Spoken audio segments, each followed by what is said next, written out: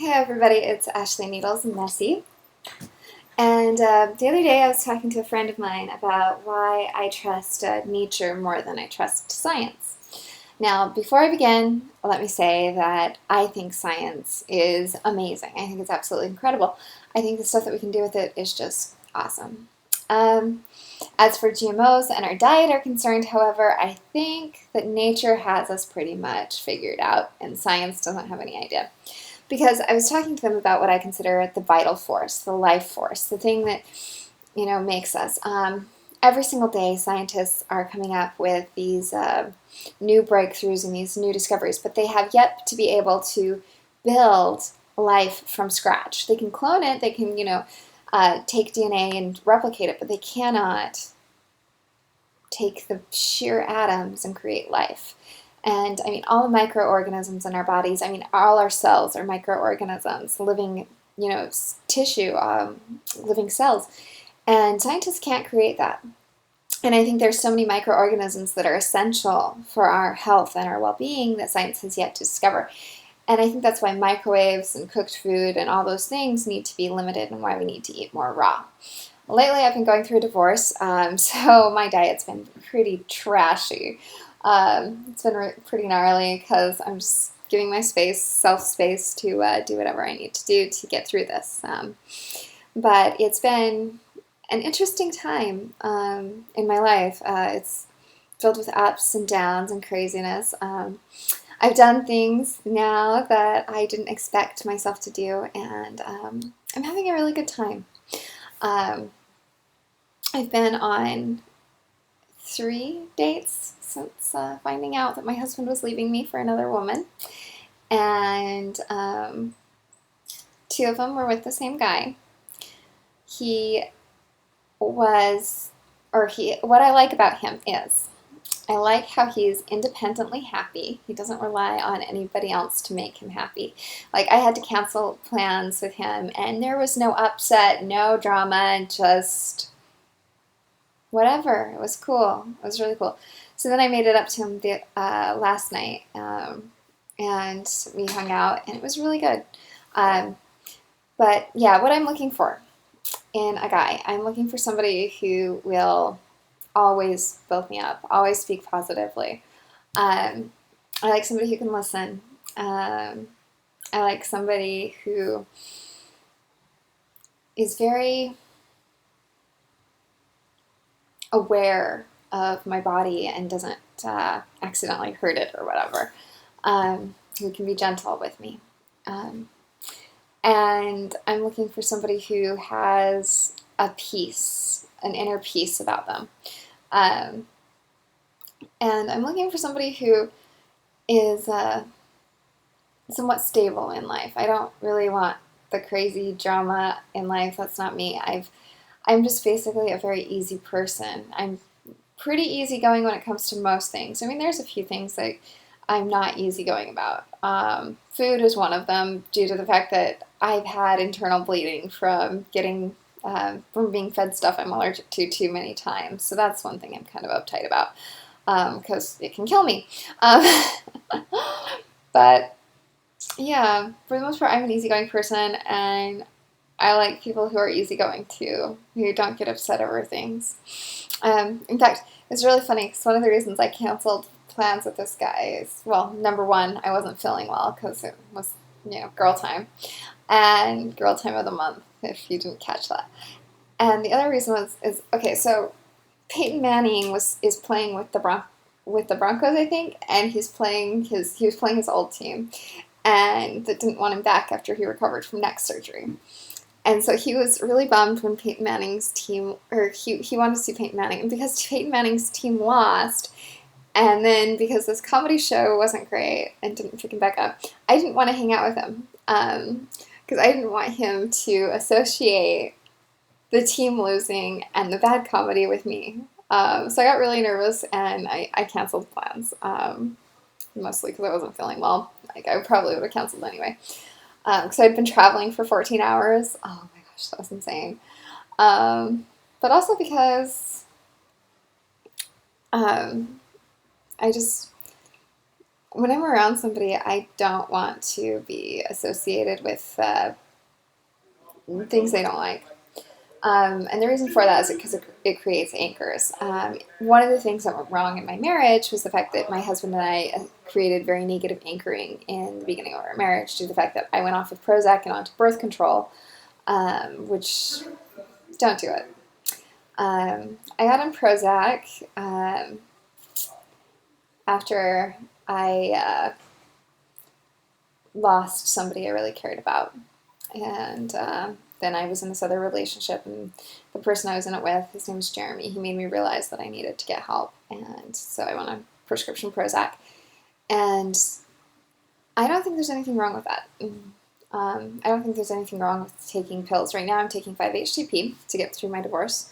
And I'm probably going to continue taking it after, just because when you struggle with depression, which I have my whole life, it makes it hard to do the things you want to do. You struggle with motivation, you struggle with feeling confident. Oh, I finally got a desk in this place.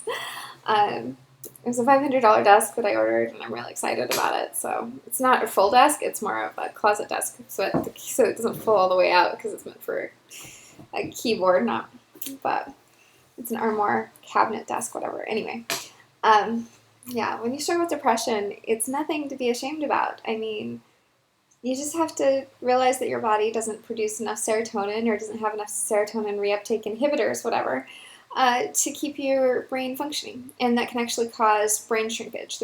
One of the reasons I didn't have an issue with it, like for a long time, I didn't want something controlling my emotions. I thought, my emotions are who I am. They're my spirit. They're my soul. They're, all this. And something tampering with that really scared me. But when I started on Prozac, I was finally able to be the person that I wanted to be, the person who was really me. Now 5-HTP does that for me because it does it without with the fluoride, because Prozac is actually known as fluoxetine, which is fluoride mixed with something else. Anyway, yeah, so if you're looking for a substitute that's natural, 5-HTP is amazing. SAMe also works for me sometimes, just depending on the type of depression. I have 2 different types of depression I get.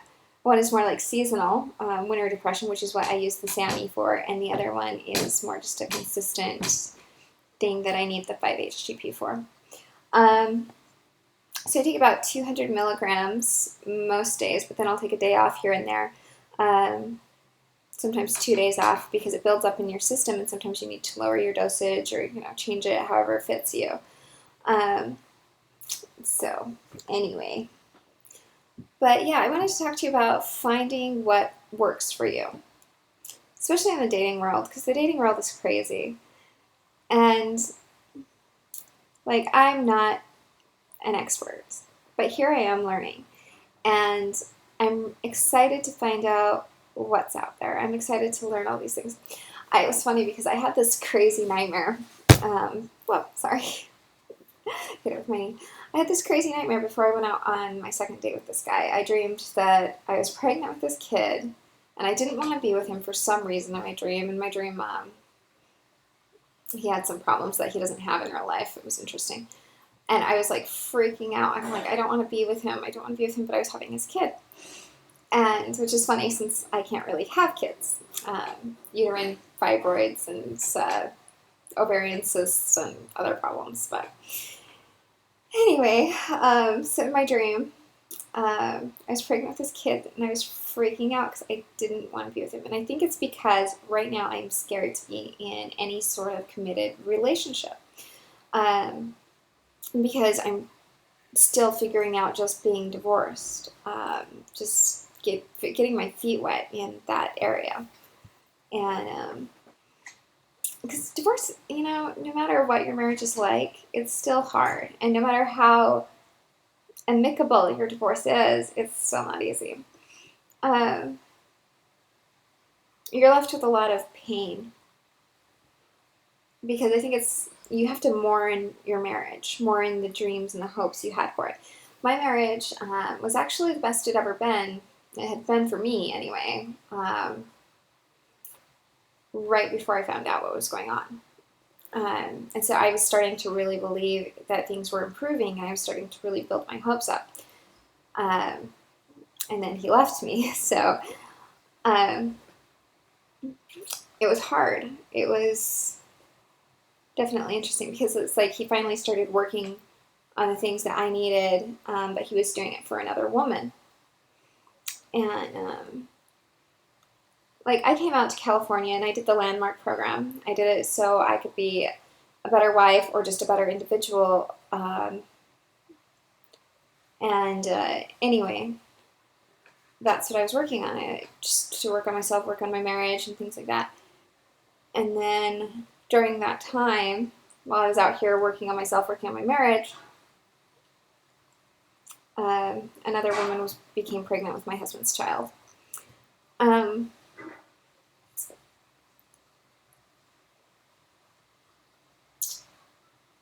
It wasn't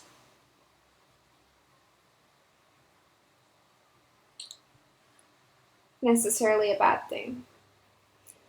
I think children are miracles. And my husband, because we're still legally married, really wants a baby.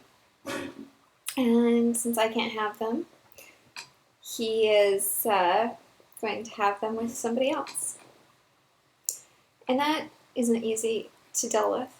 It made me feel like less of a woman, like somehow I was damaged in some way because I can't have kids, because I couldn't give that to him.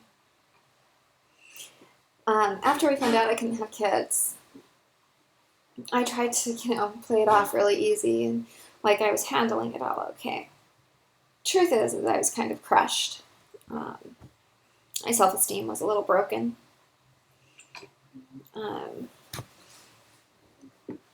But I didn't let him see that. I instead tried to pull it off as being this strong, happy, no matter what happens person. And he decided that that's not the person he wanted to be with. Because I don't believe that we should go to science and have them force our bodies to have kids. I think our bodies are smarter than we are. I think if we're not able to have kids, I think there's a damn good reason for it. I think that the world's overpopulated. I think infertility is one of nature's way of saying, hey, humans, look, you're kind of destroying me. I'm going to, put you on the down low for a minute. And, my body knew that there was stuff wrong in my marriage, probably knew it was ending and stuff. And I think that when we don't listen to our bodies and when we're like, oh, let's just go to the doctor for this, and then they give us these chemical compounds that have no basis, they're not like extracts of herbs, they're not, they don't have no map of life in them, no vital force, we end up doing more damage, more harm than good. I got one of my sisters, taking cranberry extract for urinary tract infections. Whereas before, she was always going to the doctor for prescription medicines, having them really in pain all the time. She started taking these cranberry pills, and she hasn't had one since. So nature is incredible, and it has gifts to give us. And I had to stick by my beliefs. I couldn't be like, yeah, well, be all judgmental on people who go and get fertility treatments and then go and do it myself, because I am a little bit judgmental. I think that adoption is wonderful, and I think that people who are not fortunate enough to be able to become pregnant, they're being guided to a different destiny. Guided to another way of being, another way of life. And they need to follow what their bodies are telling them. Follow what is, something that has an esoteric and is connected and thanks to the God power, the creation power. Anyway, but people go against it so often. And I think if you're ever going to do anything amazing with your life, you have to listen to the signs around you. You have to listen to your body. You have to be in tune with what the universe is telling you. And for me, the universe told me I can't have kids. Or I'm not meant to have kids right now. And it was a blow. But the bigger blow was that I felt like less of a person when my husband left me because of it.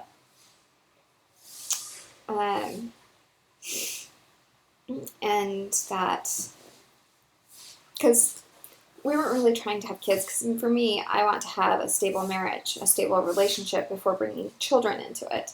I think that children are an incredible, overwhelming responsibility and joy and amazing thing, and to be worthy of them, you have to do everything in your power beforehand, or you shouldn't be having them.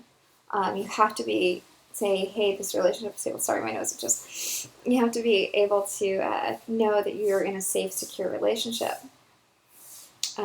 because it really does take more than one person to raise a child. I have a friend who was raised by a pair of lesbians. This was back when I was Mormon, and I didn't really know how to talk to them, and I kept making all these goofy mistakes with my brain when I was around them and offending them, which I felt really bad. And they had a very happy childhood. They really enjoyed being raised by them. And it was a guy being raised by two women. But the whole adage, it takes a village to raise a child, I truly believe. I think that no one person can give a child what they need, or even an adult. Like us as adults, we have friends, we have all these things that we need. We can't rely on just one person to fulfill our needs, and when we do, it becomes extremely overly obsessive. It becomes a compulsion, and it becomes extremely unhealthy. You have to be able to spread out your needs among the many people in your life, a large support system. I mean, it doesn't have to be huge, but, I have like maybe 10, 15 people that I really, truly count on in my life. And then I have about 3 or 4 that I don't even know how I'd make it through the day without them right now when I go through hard things. But soulmates, that whole term, it boggles my mind, because I think my soul is complete with or without another person. People are saying that I'll find my soulmate, or he'll find me, or they're all wondering how it's going to happen now that I'm divorced, and they're all excited for me, which is, cool. But my goal is to be happy inside me, to be whole within myself, to not need a relationship, but to enjoy relationships. And that's something that I don't know if it was which psychologist I got that from, reading their books. Whether it was Men Are From Mars, Women Are From Venus, or if I read that from Real Magic with, I can't remember his name, but I'm pretty sure it's him.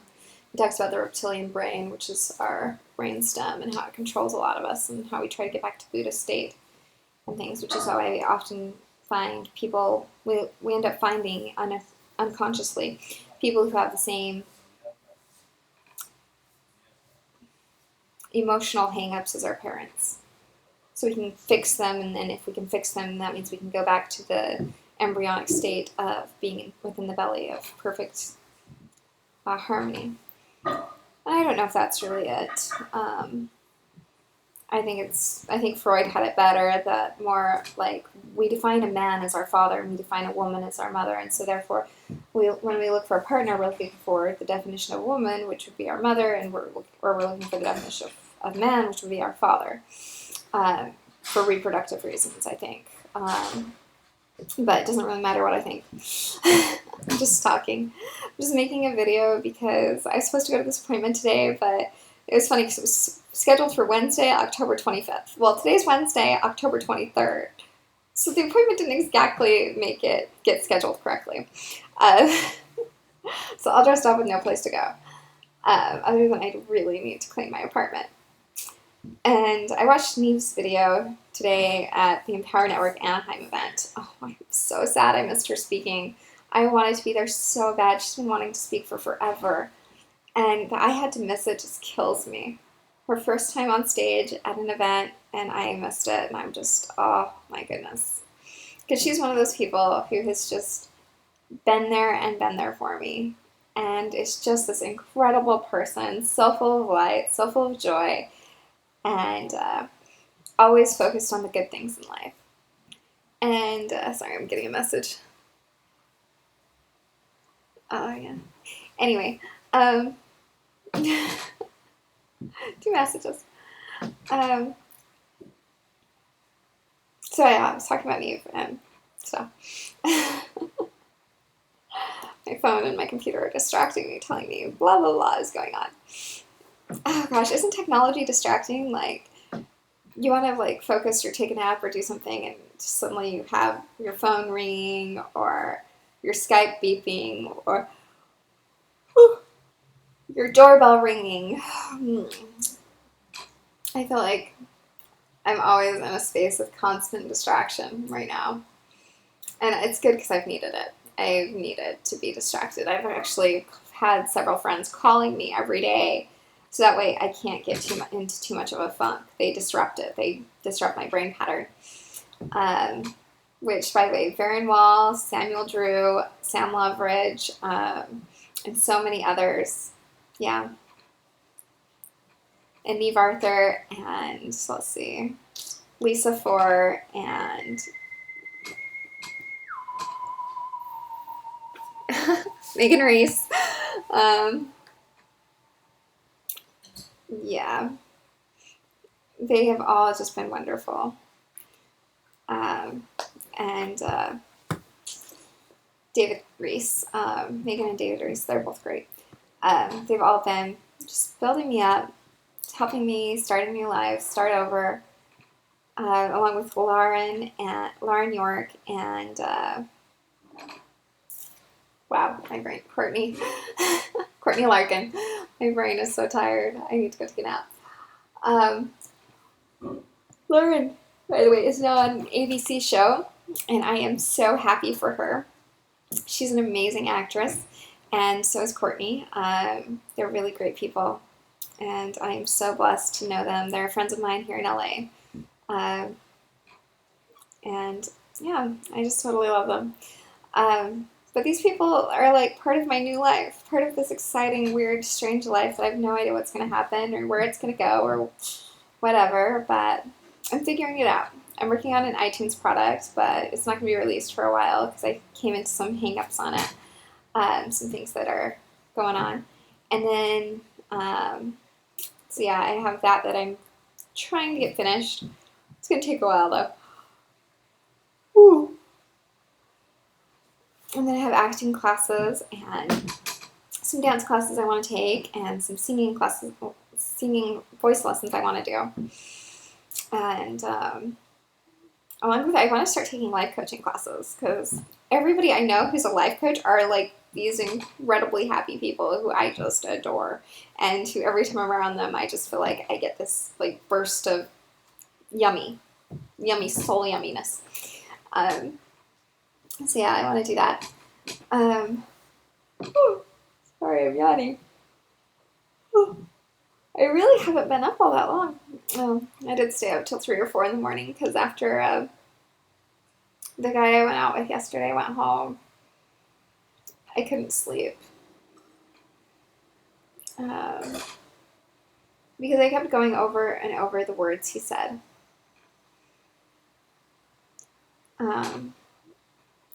He was one of those people who, if he finds out about something that's happened to you or something he remembers it. And he uses humor and compliments and good things to really just make you feel good about it and let it go. And I couldn't cry. I didn't cry in front of him last night. In fact, I just kind of like blocked it off emotionally a little bit. I was just like, that's nice. And tried not to listen to anything he said in that way. But after he left, I was just sitting there going over it and just how great. Sorry, I'm about to cry. Um, oh gosh. Hearing that stuff was. Uh, both eyes now. Really? Okay. He just said the things that I needed to hear. And being on my period, I really especially needed to hear them. Oh, sorry, I shouldn't have said that. Um,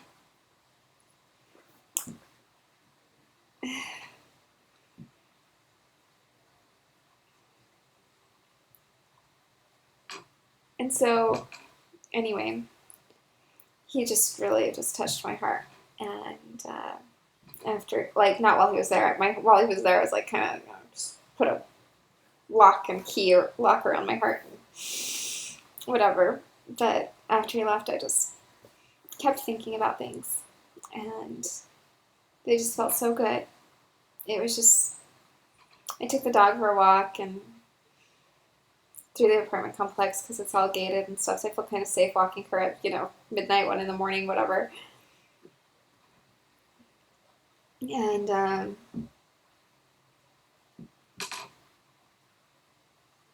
did some soul healing, I think, just from receiving those words.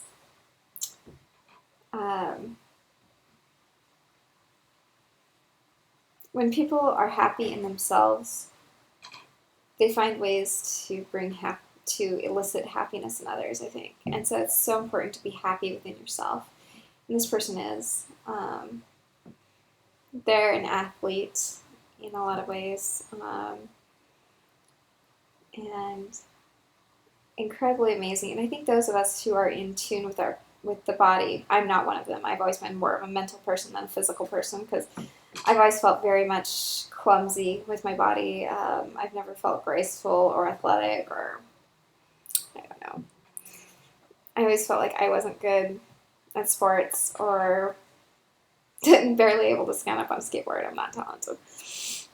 So I've always been more an intellectual person, always living a world inside my head. I like millions of impossible scenarios play out in my head daily. Of like somebody will say something and instantly my mind is playing like things that could go from that or where their lives could go or whatever. Imaginary places, impossible things. The other day I watched Witches of East End, and for me that was like total porno. It's like mental porno because like my mind just went in all these different places. Um, yeah, probably shouldn't watch that show. It's way too hypnography, maybe. I don't know, but it was good for. I enjoyed it. I just watched the first episode. I'm also watching Agents of Shield. David and I used to watch all these sci-fi shows together. He loves sci-fi. But I also like things like Gilmore Girls. I have a huge variety in what I like to watch. I love Big Bang Theory. And I think television, when you're going through a divorce, is awesome. Super awesome. Because when your like heart hurts so much, you just feel like you can't breathe. You can turn on Big Bang Theory. And I couldn't watch anything with romance. So I couldn't watch Leonard and Penny stuff, but I loved the Sheldon stuff. It was awesome. But yeah, I couldn't really watch romance for a while. And it's funny because I have to go through a second, like, we both thought we were divorced, and then I found out we weren't. It's been crazy. So I had to have divorce documents delivered to my husband to say, hey, guess what? We're still married. Yeah.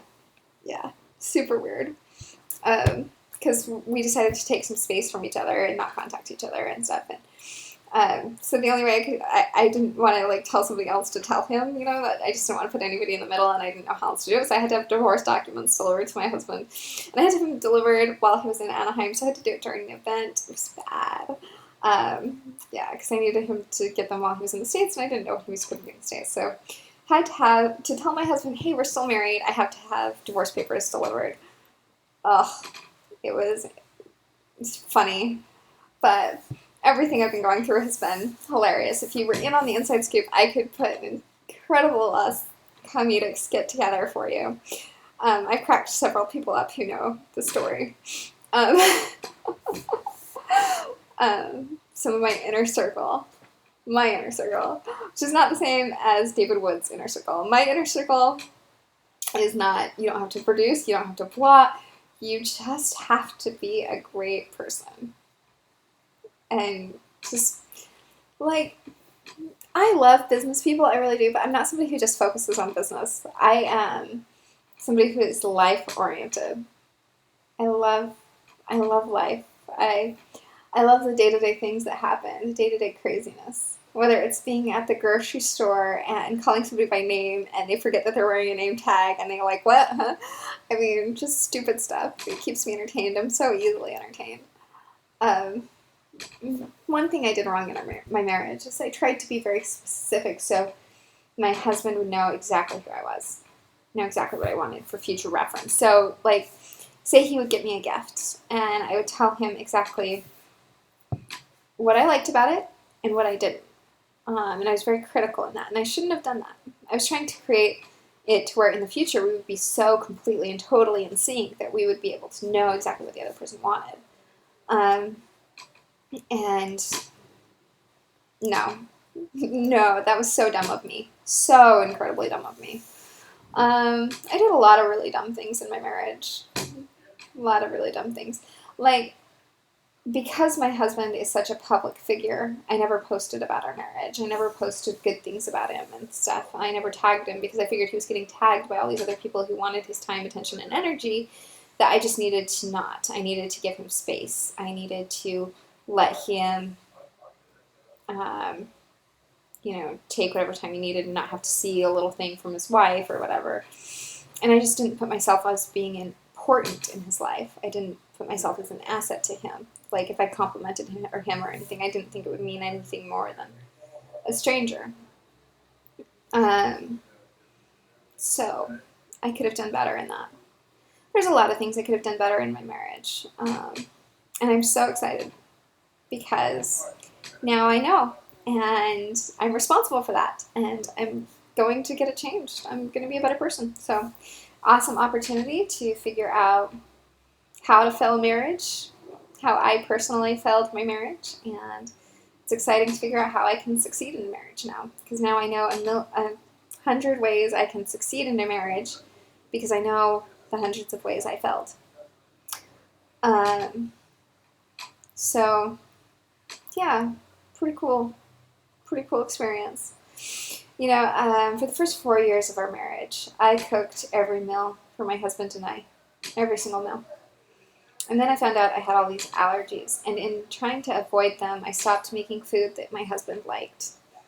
And I'm not like his mom who's going to make, a different dish for everybody with their different needs. I mean, don't get me wrong, I love Kathy to death. I totally admire it. But I don't know how she gets the patience or energy for that. Like, I cook one meal, and that's basically all my time, attention, and energy goes into that meal. I can't do 7 different ones. I'm just more of I don't know, I put a lot into the food I make. A lot into it. Unless, of course, last night I just popped some frozen dinner into the oven for the friend that came over. It was phyllo dough, and it was cut up into the shapes of baklava, but it was stuffed with spinach and cheese and ricotta. And I don't know what all it was flavored with. I couldn't eat it. I was allergic, but I keep frozen dinners on hand for people who aren't allergic and unexpected guests. And since I had just been gone for 2 weeks, I had no groceries, couldn't cook for anybody, let alone myself. Oh, I just had chocolate milk. I really need to go to the grocery store. Yeah, I need a car, need a license. I failed my driving test twice. Now I have to go fail it a third time before they'll give me a license, which is a really funny story. So basically you have to go get your driving record, and you can just get a license here in California if you have a clean driving record and take the written test. I passed the written test, failed the driving test twice. If I fail it a third time, the process starts over, and I can just give them the DMV record and get my license. So I just have to fail a third time and pass the written test again to get my license. I'm like, you're kidding me, right? First time I felt because I was driving too slow. Okay, so there is a stoplight ahead of me. I'm not going to speed up to go and hit a stoplight because there's traffic in front of it. The traffic's not going to start moving until, it turns green and stuff. So I'm not speeding up because it's like these blocks. And, but anyway, this pissed off the driver teacher because he's one of those people who I could tell is a total speed demon, cutting people off and blah from the way he reviewed me. It's totally safe. So the next one I go in, and I'm trying to, keep the speed limit, blah, and everything. And I wasn't careful enough for her. It's like the first guy I was too careful, and the next lady I wasn't careful enough. So I'm like, gosh darn it, people, could you just? And it wasn't like happy medium either. It was like, because like the second one I tried to go for a happy medium. I'm not a dangerous driver. I'm so cautious. I mean, I will get in fender benders, but I'm not like driving all over the road like a maniac. I'm just more depth perception and backing up. Yeah. Those are the only accidents I've had. I've never flipped a car or anything. I've been in an accident where somebody else was driving, but not me. I think it was because of that accident when I was 15 that I am such a cautious driver.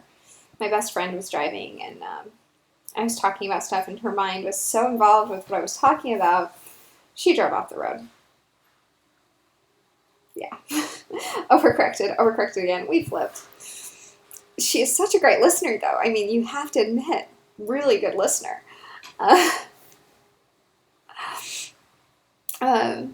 There was a point to this video. Oh yeah, I was talking about Vital Force and how if I'm going to make a team for Empower Network, it's going to be Team Vital Force. Because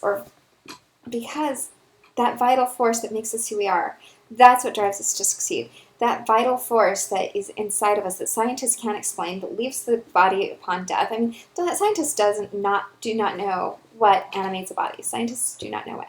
There we go. I said the body. Scientists do not know what animates a body. They do not know what life is. That unknown element, that inexplicable thing that makes something living versus dead. That vital force, that vital power. Ooh, vital power would also work. But anyway, essential for who you are. Essential to live, to create, to be, to succeed, that drives you, motivates you, gets you out of bed in the morning, makes you open your eyes, think, feel, all of that vital force that is who you are. So yeah, that's what I was coming on to talk about. Was I'm going to be doing videos. I don't know how often. My life is a little insane. But this is, if you'd like to join Team Vital Force. And, okay, so you want to know what Team Vital Force is, or what Empower Network is. I don't know if you've ever watched a video before, or if you even know who I am. But I'm finally free to market on my own, and I love Empower Network. Can I just say, I think it is one of the coolest things out there.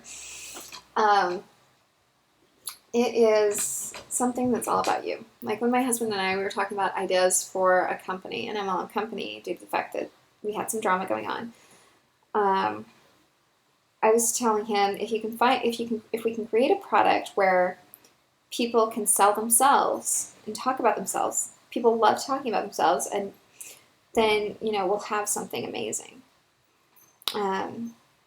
Because sharing who you are with the world, how cool is that? That's a pretty damn awesome product to be able to share yourself with the world. And so anyway, I was telling him about that, and that's kind of where he was getting the ideas from and stuff. Don't get me wrong, most of it he created on his own. He is an incredible genius. Nothing wrong with David Wood at all. I hope you didn't get anything like that from this video. David Wood is an amazing entrepreneur. I really respect his intellect. He is incredibly intelligent. And so, yeah. Like, he's my ex. I don't really know what else to say. Yeah, apparently he bought a 4-story house. I'm living in this 3-bedroom apartment. And things, so a little bit different as to what happened. Yeah, so I'm living in this 3-bedroom apartment, which is enough for an office, a guest room, and my bedroom. And that's all I really, I don't really need more than that. I actually wouldn't even be in this if it weren't for the fact that I got locked into a lease on this apartment because I thought it was going to be for both of us, and I wanted David to have an office and for us to have a guest bedroom for Dave Sharp or whoever else came. I personally would probably be in a studio apartment if I had known what was coming, but since I didn't know, I'm locked into this 15-month lease where I'm like, oh, okay, I get to live, and for me this is huge luxury to even just have this space. It's awesome. However, the reason I love Empower Network is because I want to be able to buy my mom a home. She's kind of homeless right now. She's living on a friend's couch. And this happened because she's had a really hard life, an incredibly difficult life. This guy hurt her really bad. Anyway, she doesn't want people to know, so I will stop talking. So yeah, I want to be able to buy my mom a house, and I have a nephew who has had cancer, and a few other family members that I really want to help. And maybe my vital force won't connect to everybody, but it will connect to some. And those it does connect to, those who want good things for their families and who want to be able to make money online and be home with their kids. For me, it's being with my dog and creating residual income to where I don't have to be in any specific place to where I can work no matter what's going on in my life, because having a job, somebody can fire you, and that is scary. But when you work for yourself, you're the one who decides how much you get paid. You're the one who decides what your hours are, what you're going to do. And I don't want to ever be a slave to somebody else's schedule or slave to how much somebody else thinks my time is worth. I want to be the one who says, you know what? My time is valuable. Don't waste it. Don't waste my time, because I am never going to get another second back. There are two things in life that we have and that we can never get back: our time here on earth and our health. So if you have your health and if you have some time, you can do amazing things, because we're all born in different circumstances and everything else. But you can take a rich person and they will become poor, and a person who's born rich can become poor, and a person who's born poor can become rich. Your circumstances do not define you. Do not define where your life goes. I left home at 16 with 2 suitcases. I've lived in a mansion in the jungles of Costa Rica. I modeled and made $20,000 in a night doing that. My circumstances did not define me. I decided at some point in my life that, I may be crap. I may be total junk. This is kind of hard for me to talk about. I kind of don't want to do this, but I thought, I'm going to keep going and hoping, just hoping, that there is something inside me worth this life, worth this space, worth being here on this earth, breathing this air with everybody else, using the resources of this planet. I'm just going to keep going, hoping that something inside of me is worth all that I've been given. Because I felt like nothing. I felt like the world would be better off without me. I was a teenager, melodramatic, whatever. But I felt like nobody would ever love me. I felt like I was just a burden to everyone. Everyone in my life, I felt like I was a burden. It didn't help that I was constantly being told I was a burden, but...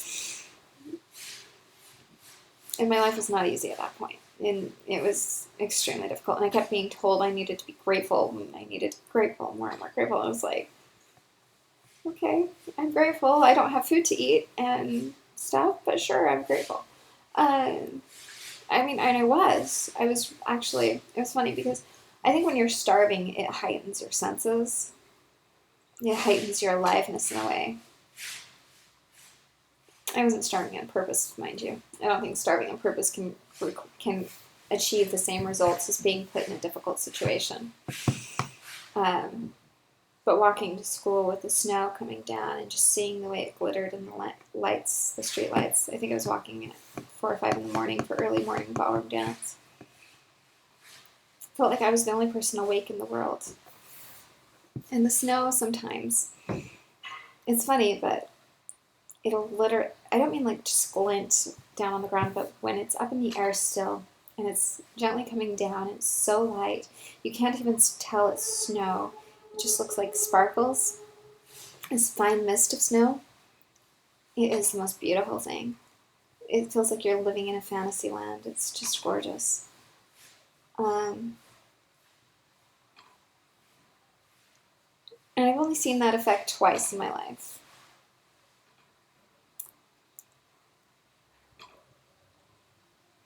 And perhaps I would have seen it more had I been more aware, but I think I saw it twice when I was starving, because I was starving.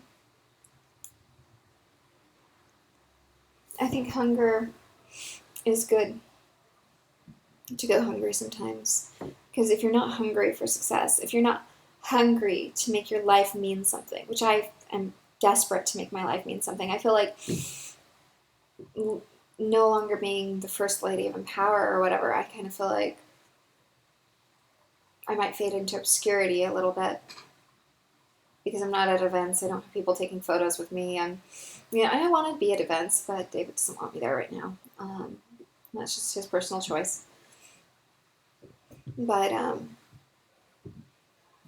worry about that because there's so many lives I want to touch, and I really want to be deserving of the air I breathe. I want to be worth the resources I use.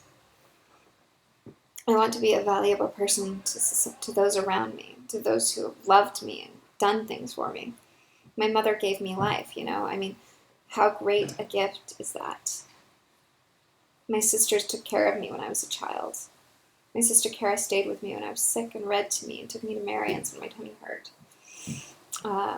She got me a poster of a unicorn where I had to color in against the velvet. I'm sure you've seen those. My sister Heather, she worked two jobs in high school so we could have groceries.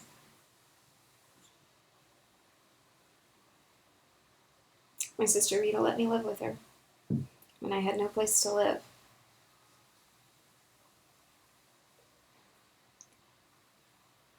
So to each person in my family, my dad, he jumped into a river to save me when I was drowning. He caught me when I fell.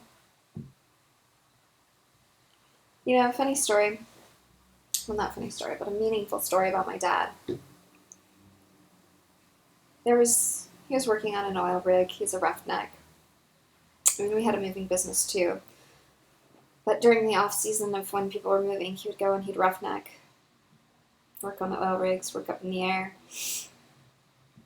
Well, some things happened. A thing got turned the wrong way, and somebody else did something wrong.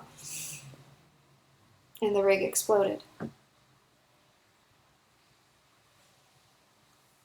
My dad helped get people to safety. And as the rig's exploding, he brought one person to safety and another. There's fumes everywhere. And he can still hear this voice screaming. This man, a big, huge metal tube, metal pipe or whatever, had fallen across this man's legs. And my dad went back on. Literally, he had to tear the guys apart from his legs. He had to tear the guys away from his legs. Sever them. And I guess he had enough energy that he could. So he pulled the guy out from under this beam, and the guy lost his legs. And they were the last ones off. And it was exploding. My dad could have died. And he did it anyway. Now, he would do that for a stranger. He had no idea who he was saving amidst the smoke and the fumes and the fire. No clue. but he did it anyway. Now, if my dad would risk that for his life, for somebody else's life, for a stranger's life, what are you willing to do for yours? What are you willing? Like, that story has always inspired me. Because at times I feel like I'm in the flames, and I feel like the world has burned around me. And I feel like I'm trapped under this metal beam. And at times I've needed somebody to help me.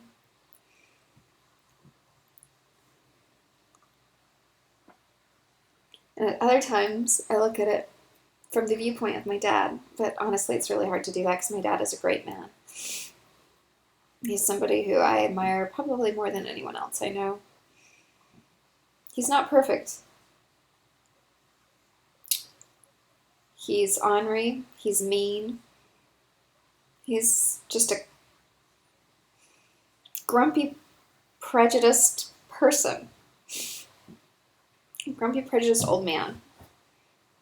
Sorry, Dad. I had to call you old there. But I have never seen him in a tight spot when somebody needed him, like he actually needed him, life or death needed him, for him to fell that person. He's always come through. If my dad would risk his life for strangers, if he would fight fire and smoke and death. You know, my dad didn't tell me this story. The man with no legs did. I asked him how he lost. My dad took me to this restaurant when I was little. And he said we were there to meet somebody. And I said, who are we there to meet? And he said the guy's name. I don't even remember now. I think he said Pete or something. And in came a guy with no legs. And I asked him, how did you lose your legs? And this is when I heard the story. My dad will leave groceries on people's doorstep, and nobody ever knows it's him. Mostly it's single mothers with children. Gives his shirt off his back to people. So despite his rough exterior, despite his inability to be compassionate with words, he has one of the most beautiful souls I know. Anyway, because he was willing to fight for that stranger, I always look at myself and I ask myself, what am I willing to do for somebody else, and what am I willing to do for me? Because my dad was willing for himself to rip a guy's legs off in order to get them both out of there. Him and the guy. He was fighting for both their lives. So I'm only fighting for my life right now. My stability, my dreams, my goals, my heart. And I have to ask myself, am I willing to make a video daily? Am I willing to market daily? Am I willing to make a blog post daily? Because this is my life. And in the past, I didn't market because, I've always had my thing. I was the first customer signed up, but people were complaining about it and using me as an excuse in their life to not market. Using me as an excuse to say, oh, this is unfair because it's only one account per family. Well, guess what? I'm divorced, so I can market now. Screw you.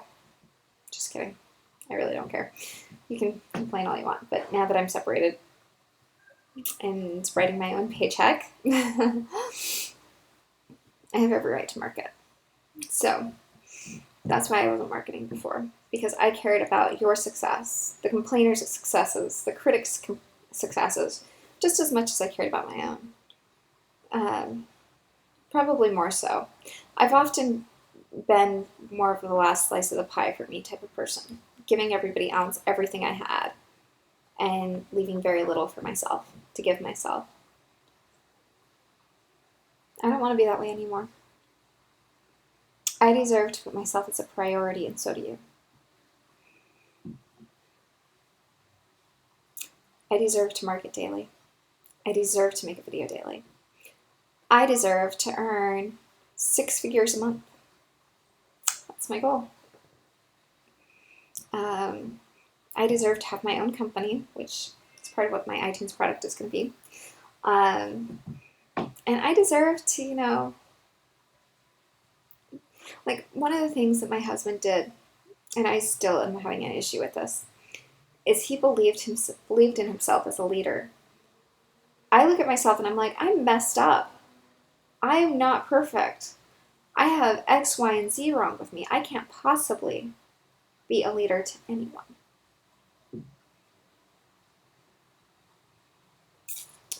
So, having that faith in yourself, believing that you have something to say and people should listen to it. Honestly, I put my videos up. Every time I get an email saying somebody subscribed to me, I'm like, what? Why? Why is anybody subscribing to me? I don't understand. But just because I don't understand what light I have or what beauty I may have in somebody else's eyes does not mean I should bury it under a bushel and hide from the world. I'm still that girl who's 16 and hoping that she deserves her next breath, that she's worthy of the resources, that she can be something, that she's worth love and worth caring and worth the sacrifices people made to get her to where she's at, and worth what everyone else has given her in her life.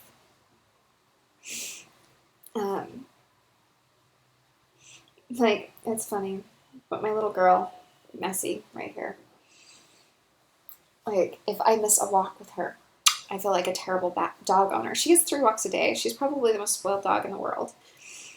But sometimes I don't feel like I deserve her love, her affection, the way she's so excited to see me. You know, and maybe it's not about feeling deserving in life, but just feeling grateful for things. Because this life is an incredible gift, every part of it. Nobody guaranteed us tomorrow, and so we should treasure today. That's what the guy I went out with last night keeps telling me, that he doesn't expect anything. He's just grateful for whatever I give him. And yeah, I don't have a lot to give to him. I was honest. I'm like, I don't have much to give right now. But he tells me my baggage is at least Prada, Dolce & Gabbana, rather than, some thrift store or something. He says my baggage is interesting. Which I have to admit, the details are hilarious when put in certain lights. Oh, goodness. Whew. The things you don't know. I actually did slip up. I woke up this morning, one morning in Vegas, and I put some stuff on my wall that I shouldn't have put up. But they weren't like the interesting details, the funny details. They were just details. And luckily, I had somebody who was willing to criticize me, and I took them down. But so I'm grateful for critics too. Like, often I go on rants about how we shouldn't criticize others because life is hard enough. But this critic, it's probably one of the first critics in a while I've been grateful for, because I actually said something that was, or rather, because I wasn't awake enough or aware enough, because, yeah, I was in Vegas, and I don't really drink at all. But that day I was hanging out with a friend I've had since childhood, and she's kind of veering away from Mormon lifestyle, and she wanted a friend to drink with, and I was like, okay, so yeah, that morning I was still a little tipsy. I think I only had a glass of wine, but I was tipsy, and yeah, alcohol and I, straight to my head. I have no tolerance. And anyway, so I put stuff on my wall that I had to delete. I'm grateful for the critics who made me wake up, because I was like still asleep when I posted, when I was just answering things and I was just correcting people on their facts. Should not have done that. I should have just let it go. It's funny because people think they know what I'm going through, but they have no idea. It's hilarious. They're like, yeah, I'm going through what you went through. I'm like, oh, really? Oh, really? Interesting. Because honestly, I think I'm the only person I know of who,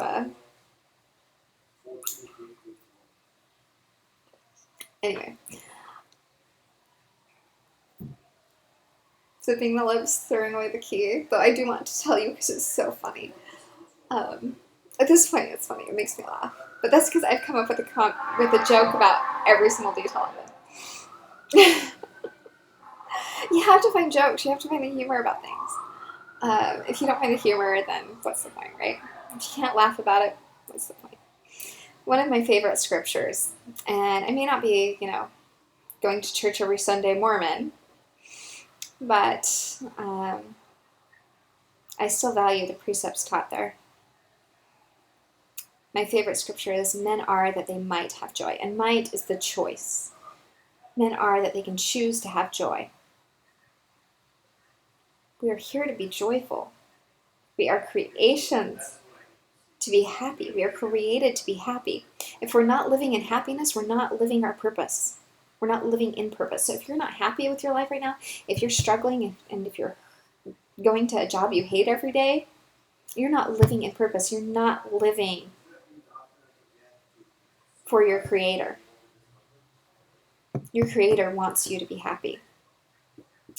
And I truly believe that. Whether it's Mormon doctrine or Wicca or, whatever, I believe we are created to be joyful, to be happy, to do things that make us excited and passionate and love life. What makes you love life? Go out there and do it. Think about it, Live with that vital force, that vital energy.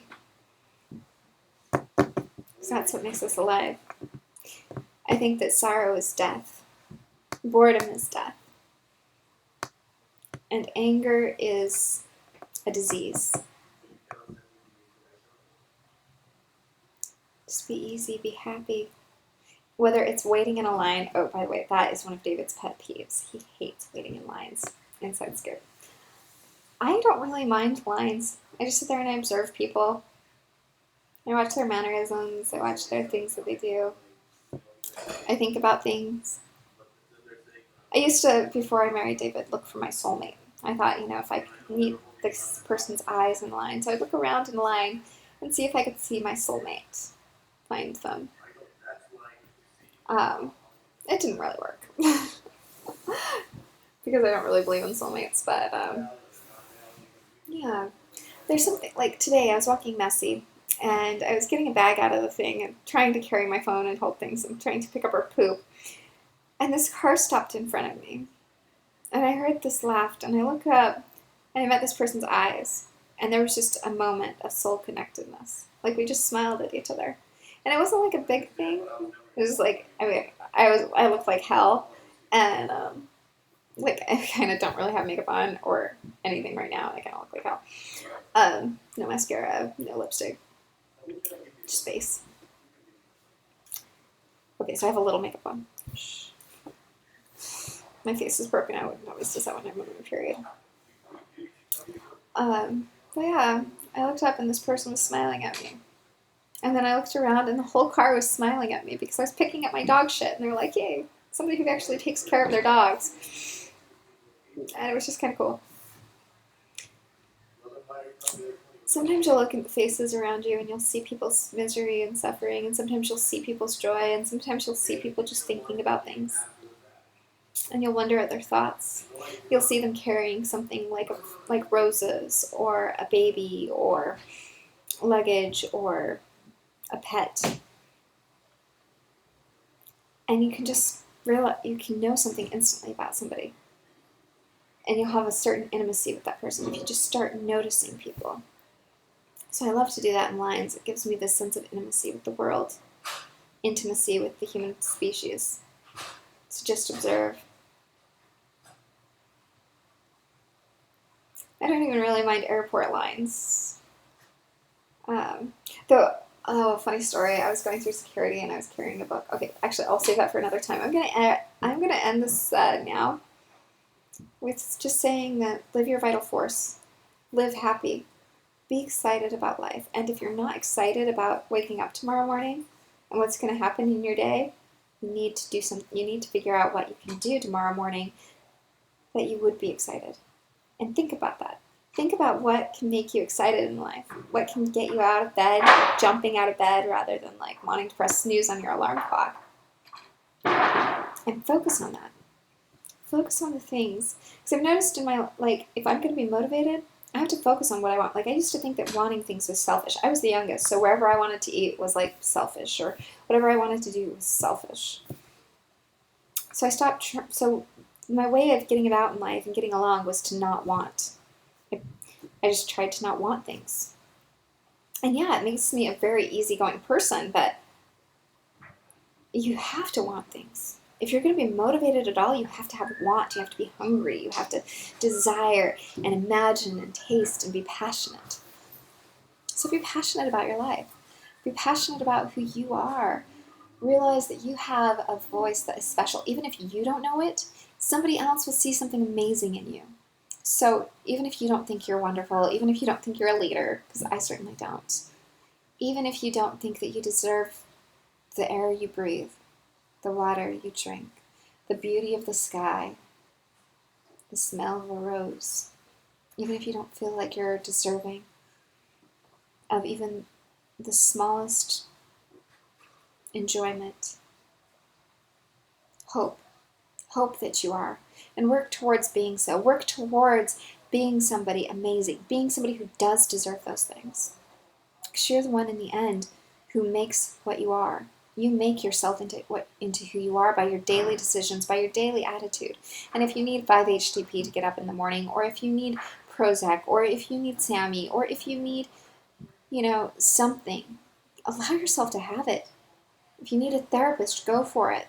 There's no shame. I was actually supposed to meet with a therapist today, and my appointment got canceled. So, well, sort of.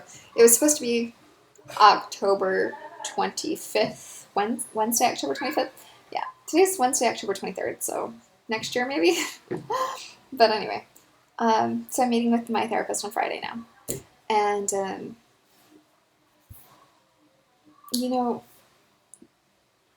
therapy, whatever you need to do to take care of your inner soul, or to, figure out who you are or whatever. Sorry, my hair's all driving me crazy. I'm looking at myself and I'm going, ugh, that really didn't help. Whatever you need to do to be happy, you are, that you can choose joy. Choose to do that thing that makes you happy. Running is awesome. It helps endorphins. Lifting weights, endorphins. Exercise, endorphins. Great thing. I used to do it too much, and doctors told me I had to stop. Stop exercising for several different reasons. Right now, if I exercise, I start passing out because I have really low blood pressure and I'm anemic. But yeah. You deserve to be happy. No, well, you don't deserve to be happy, but you are that you can be happy. You exist to be happy. You exist to have joy. At least that's my belief. You might believe you exist to be miserable and suffer, but really I don't think that's a very useful belief, so you might want to consider changing it. With that thought, I'm going to say ta-ta for now. Join Team Vital Force and Facebook me, Ashley Needles. And a friend requested me send me a message that you watched this video, and I'll accept. And